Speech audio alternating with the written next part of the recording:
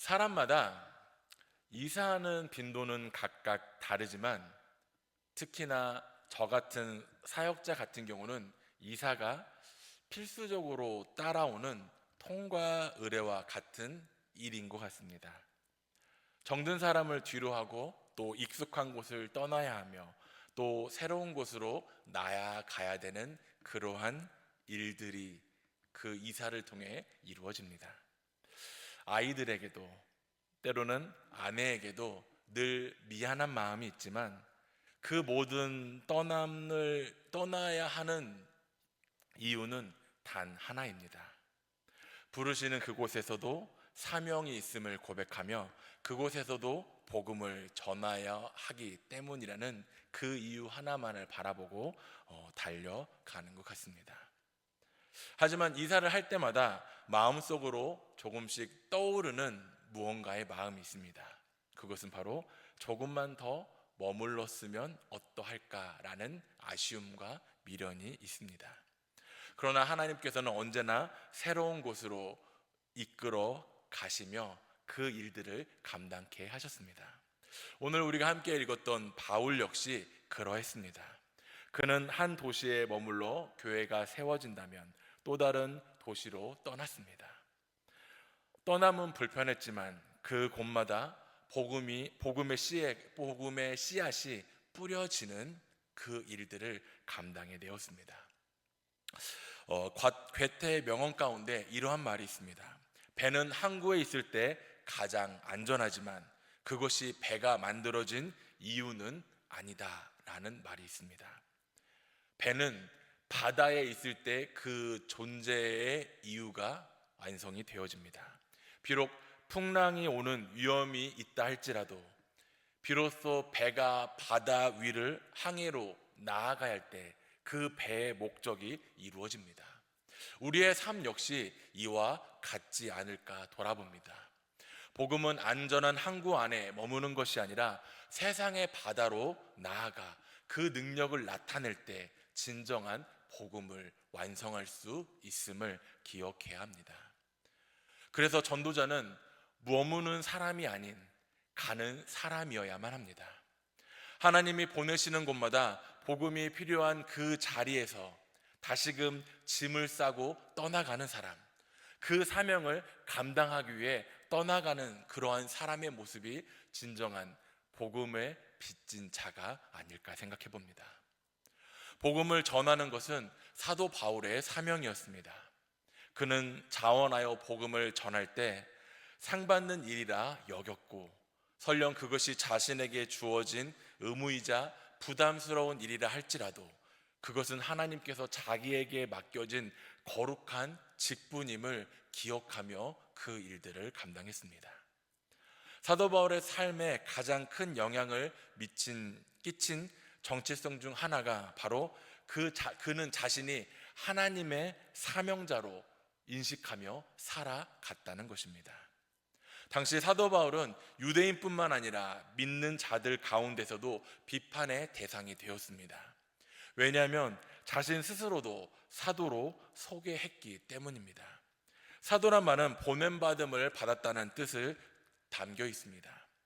아시는 것처럼 사도 바울은 바울 되기 전에 사울로서 그가 이전에 행했던 모습을 우리는 잘 기억할 것입니다. 바울 되기 전 사울의 모습은 어떠했습니까? 예수님을 믿는 사람들을 핍박했고 그들을 잡아 그들의 목숨을 빼앗는 일에 앞장섰던 사람이 바로 사울이었습니다. 그러나 그가 다메섹 도상에서 예수님을 만나 그로 인해 그의 삶이 180도 바뀜으로 인하여 사울이 바울이 되었고 사도란 말을 칭하며 그 사명을 감당하려 했습니다. 때로는 그 사명을 감당하려 할 때 많은 사람들의 공격을 받기도 하였습니다. 그럼에도 불구하고 사도 바울은 스스로 사명자임을 인식하며 또 예수님을 만난 이후의 삶이 사도로서의 삶으로서 살아가기에 조금 더 부족함이 없도록 지키며 살아갔습니다. 사도 바울은 지금 예루살렘으로 올라가고 있습니다. 그런데 그 길은 고난의 길이요 죽음이 기다리는 길이었습니다. 마치 예수님께서 예루살렘으로 올라가시던 그 마지막 발걸음과도 같은 모습이었습니다. 바울은 죽음이 기다리는 그곳으로 가야 하는 이유가 무엇이었을까요? 우리는 그 이유를 이해함으로써 오늘 우리에게 주어진 하나님의 거룩한 사명을 다시 한번 돌아보며 내가 달려가야 할 길이 무엇인지를 잠시 살펴보고자 합니다. 첫 번째 기억할 것은 내가 달려갈 길은 사명을 감당하는 길이라는 것입니다. 오늘 읽은 말씀 가운데 22절 말씀에 보면 보라 이제 나는 심령에 매여 예루살렘으로 가는데 거기서 무슨 일을 당하는지 알지 못하느라 라고 말씀합니다. 그는 환경이나 인간적인 유익에 따라 혹은 누구를 만나기 위해 예루살렘으로 향했던 것이 아니었습니다. 오직 하나님께서 그의 마음에 주신 그 지시 하나 때문에 그곳이 비록 죽음을 기다리는 곳이라 할지라도 그는 하나님의 뜻에 순종하여 예루살렘으로 향하였습니다. 그가 마게도냐로 갈 때에도 이런 일이 있었습니다.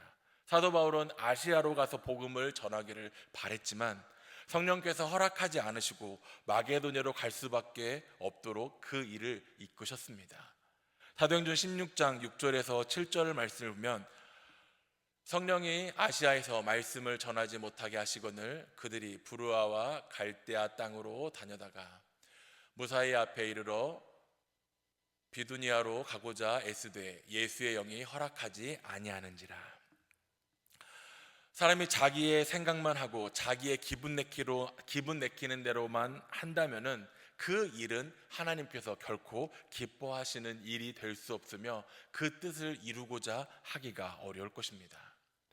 우리가 하나님의 일을 할 때는 좋은 일도 있지만 때로는 내 마음에 내키지 않는 일도 나에게 주어질 수 있다는 사실을 우리는 기억해야 합니다.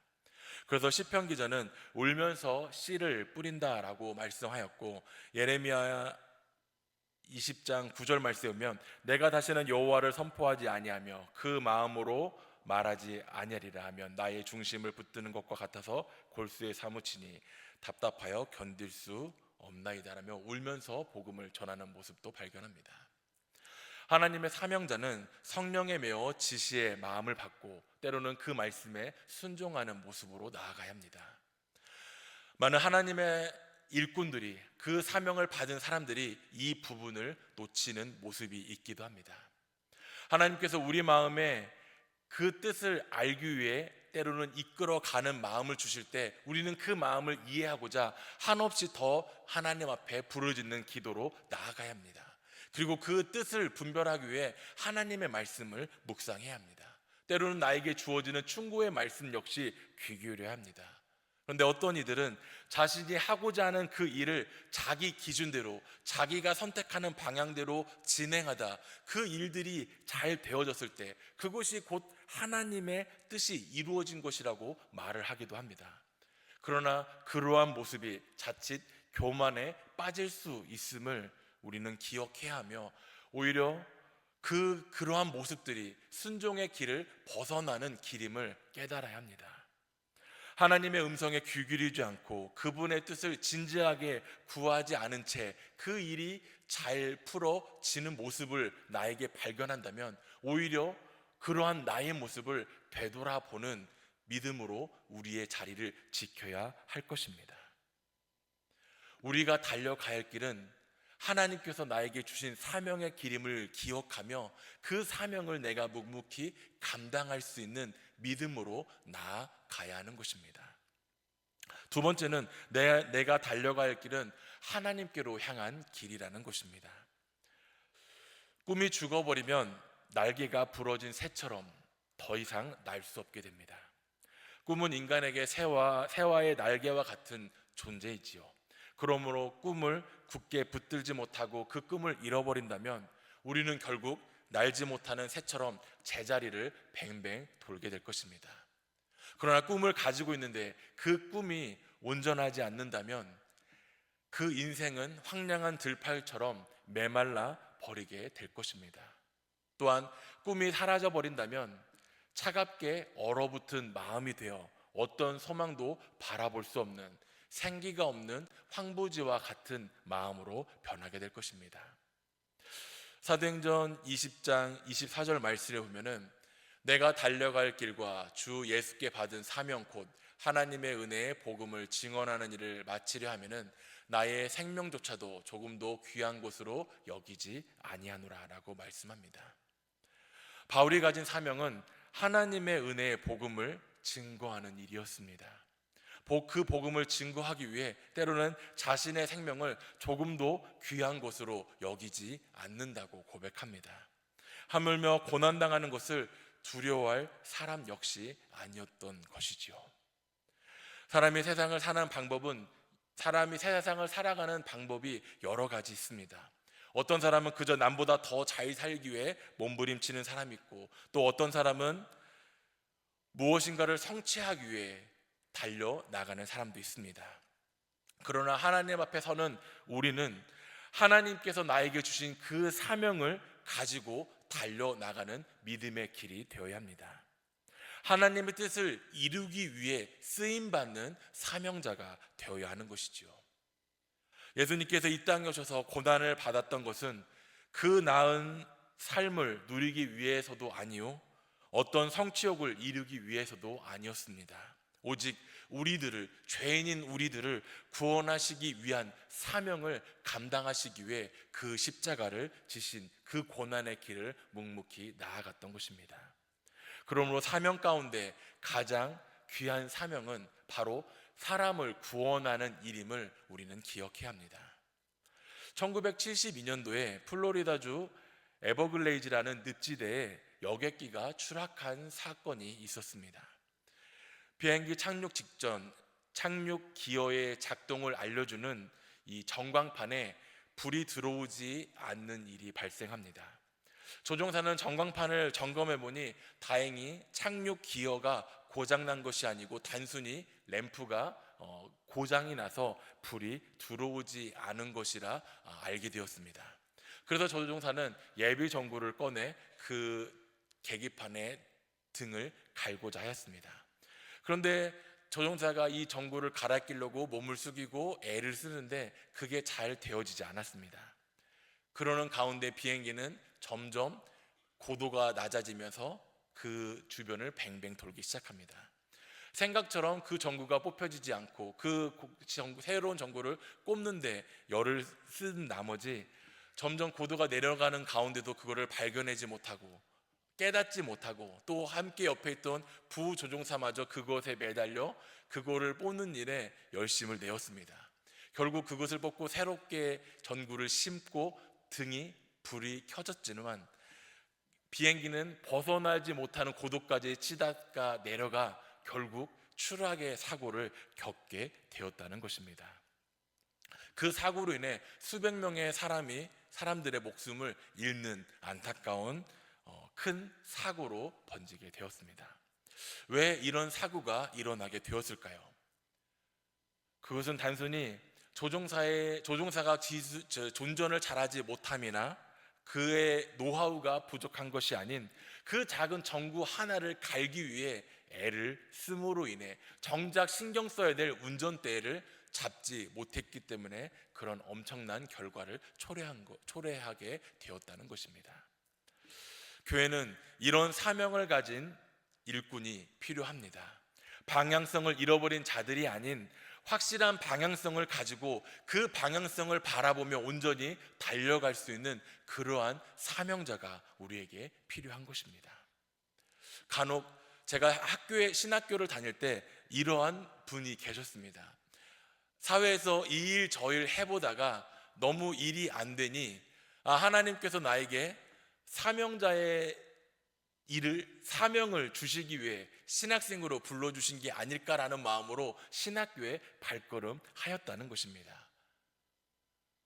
하나님의 일은 직장을 구하는 일이 아닙니다. 물론 그렇게 오신 분들 가운데 열심히 쓰임받아 그 목회 현장에서 쓰임받는 주의 종들도 있지만, 때로는 그렇게 온 사람들 가운데에는 다시금 그 방향을 잃어버려 다시금 사회 밖으로 뛰쳐나가 다시 자기 길을 찾고자 헤매이는 분들도 종종 있습니다. 그러나 하나님의 부르심에 확실한 믿음을 가지고 죽어도 나는 하나님의 일꾼이 되겠다 사명을 가진 사람들은 더욱더 하나님을 알기 위해 몸부림치며 그 내가 나갈 길이 어떠한 길인지를 분명히 알고 그 길을 향해 묵묵히 나아간다는 것입니다.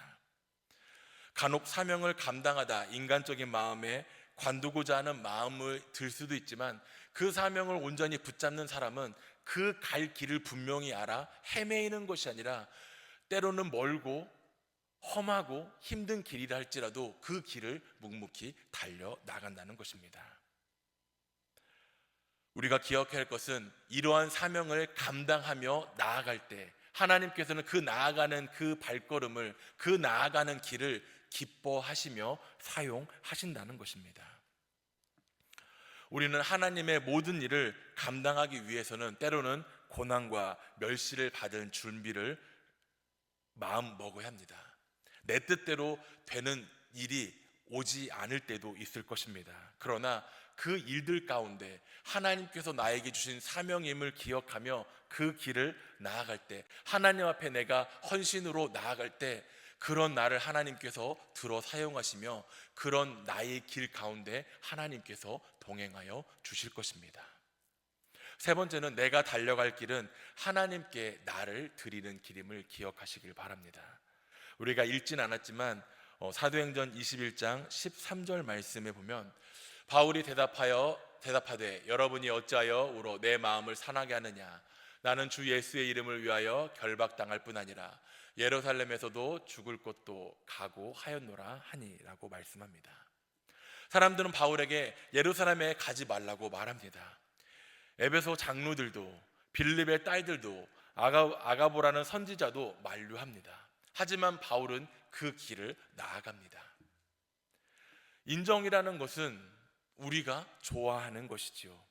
그러나 하나님의 사랑이나 하나님이 주신 사명보다 그 인정이 더 앞설 수 없음을 우리는 기억해야 합니다. 우리가 사람의 정 때문에 하나님의 일을 소홀히 하는 일이 없어야 한다는 것이죠.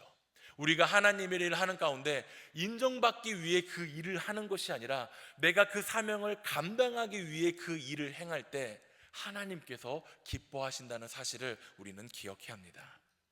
다미엘이라는 선교사님이 있었습니다. 그는 하와이에서 문둥병자들을 치료하며 그들에게 복음을 전하는 사명을 감당했던 선교사님이었습니다. 그곳에 그 사명을 감당하기 위해 그는 호롤단신으로 그곳 하와이에 가서 복음을 전하는 일에 앞장섰습니다.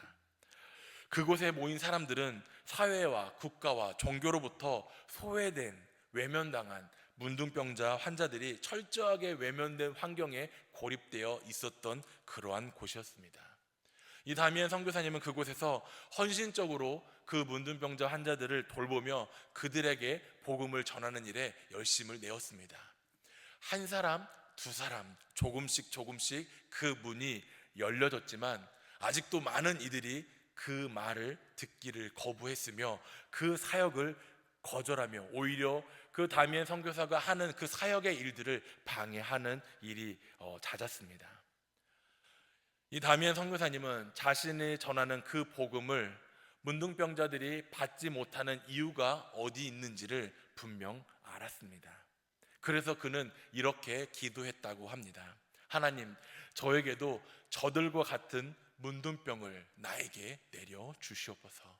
그래서 저들이 당하는 고통을 함께 누리면서 복음을 전할 수 있는 나를 만들어 주시옵소서라고 기도했다고 합니다.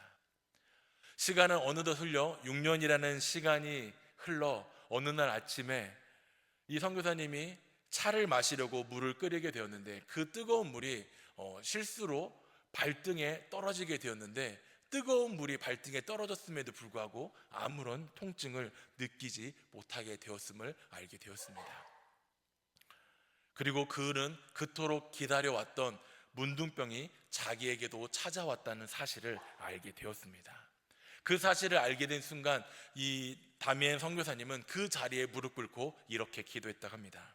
하나님, 감사합니다. 너무나 감사합니다. 이제 나도 문둥병자가 되어 그들에게 복음을 전할 때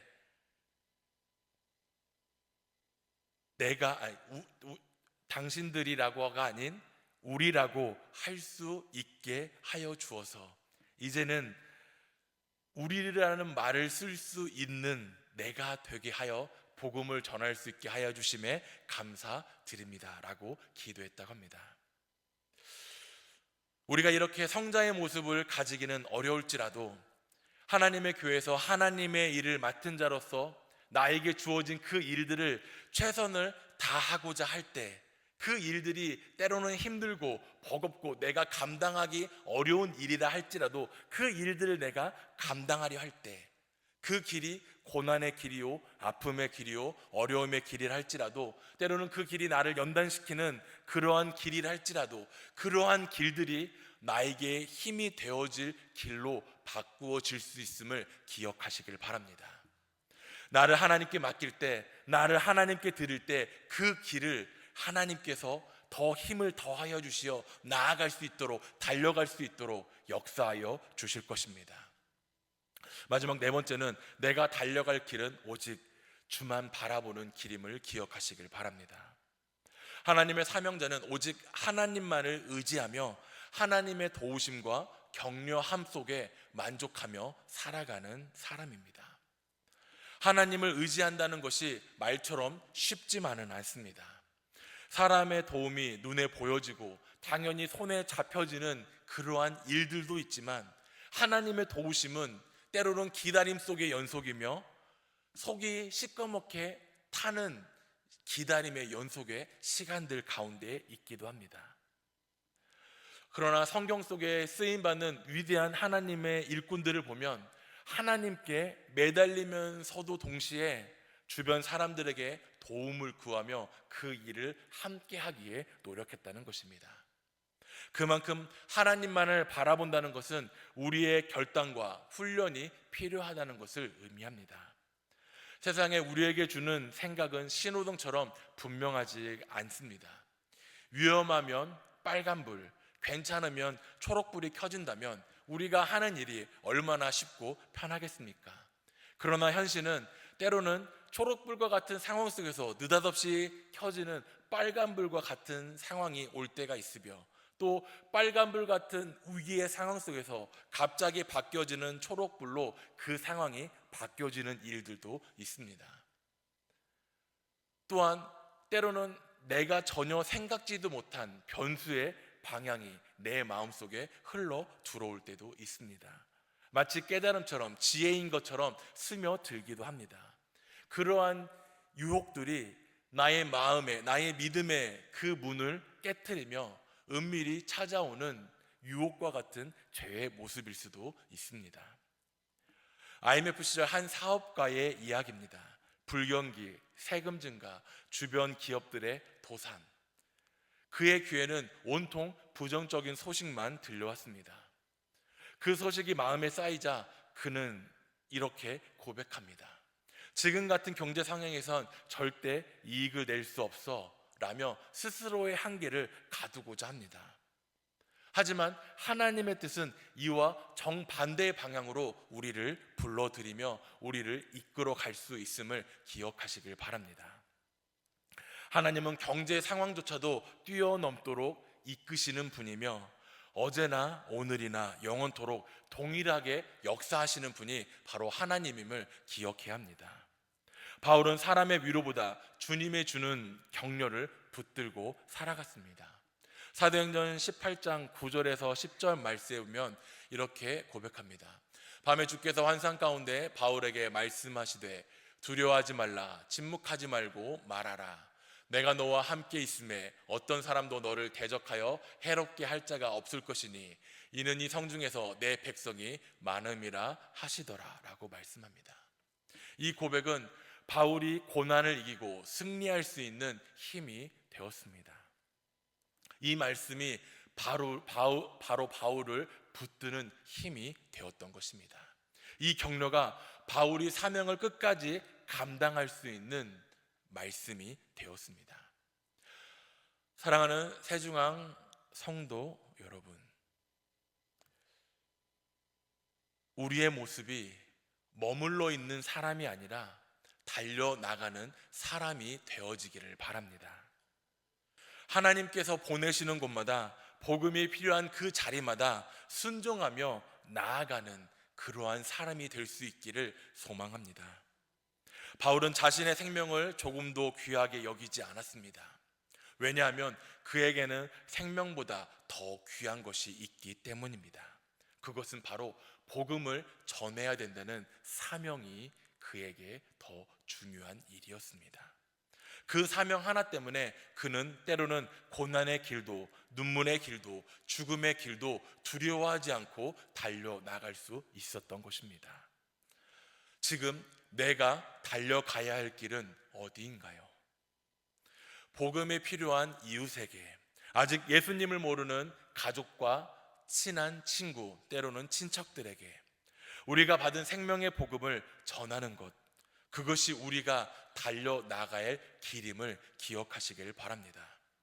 복음을 전하는 길, 전도로 나아가는 길, 어느 특정인에게만 국한되는 것이 아닙니다.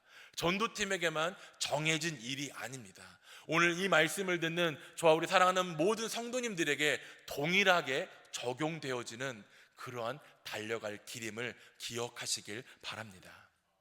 11월 19일 새생명 초청 주일은 단순한 교회 사역이나 연례 행사처럼 다가오는 프로그램이 아닙니다. 그날은 하나님께서 우리에게 다시 한번 사명자로 부르시는 날입니다. 오후 찬양 예배 시간을 대신해서 그 시간에 사역의 현장으로 나가 그 자리를 복음을 전하는 자리로 바꾸어져 갈 수 있기를 바랍니다. 이번 주만큼은 평소 찬양 예배에 오시는 성도님들만 참여하는 것이 아니라 우리 사랑하는 사랑방 식구들 모두가 함께 나와 그 자리를 채우며 그 자리에서 복음을 전하는 일에 앞장설 수 있는 저희들이 되기를 바랍니다.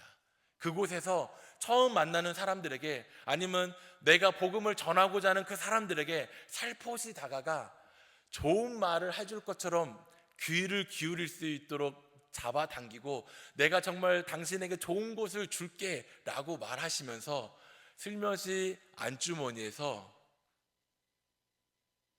안 빠지네요. 전도지를 보여주시길 바랍니다. 처음부터 전도지를 주시면 이게 뭔지 알아챌 수 있습니다. 그러나 정말 귀하고 좋은 날임을 거듭 강조하시면서 이 복음지를 초대장으로, 이 티켓을 가지고 오면 천국에 들어갈 수 있는 천국행 티켓임을 증거하시며 그 복음을 전하는 일에 앞장서는 우리 세종한교회 성도님 모든 성도님들이 될 수 있기를 소망합니다. 그런 우리의 한 사람 한 사람의 한 사람이 그러한 한 사람 한 사람의 복음을 듣고 나아갈 때 하나님은 그 발걸음을 사용하셔서 그 발걸음을 생명을 살리는 발걸음, 구원을 이루는 발걸음으로 역사하여 주실 것입니다. 그리고 그날 우리를 통하여 한 영혼이 주님께 돌아올 때 하늘에서는 큰 기쁨의 잔치가 열려질 것입니다. 우리는 그 잔칫날에 그저 바라만 보며 나와는 상관없는 일이라고 밀어내시겠습니까? 아니면 그 일에 내가 주인공이 되어, 그 일에 내가 주연이 되어, 그 일에 함께 동참하는 참여자가 되시겠습니까? 이제는 머무르는 자리에 그치지 마시고 나아가는 길로 바뀌어질 수 있기를 바랍니다. 앞서 처음 예화로 하였던 것처럼 배는 안전한 곳에 머무를 때 안전할 수 있겠지만 바다로 나아가야만이 진정한 그 배의 역할을 하는 것처럼 우리의 역할은 세상에 나가 그 복음을 전하는 것이며 하나님을 알지 못하는 이들에게 복된 소식을 전하는 사명이 우리들에게도 동일하게 있음을 기억하시길 바랍니다. 교회 곳곳에 전도지가 놓여져 있습니다. 또 11월 2일 날 저희가 이 복음지를 들고 나가게 될 것입니다. 어떻게 사용하시겠습니까? 어떻게 활용하시겠습니까? 그 일을, 그 사명을 감당하는 길이 우리가 달려가야 될 길임을 기억하시며 오늘도 이 말씀을 듣는 우리 사랑하는 성도님들 모두가, 아니 내가 속한 사랑방 식구들 모두가 참여하는 그런 기쁨의 사역의 자리가 되어줄 수 있도록 함께 기도로 나아가시기를 바랍니다.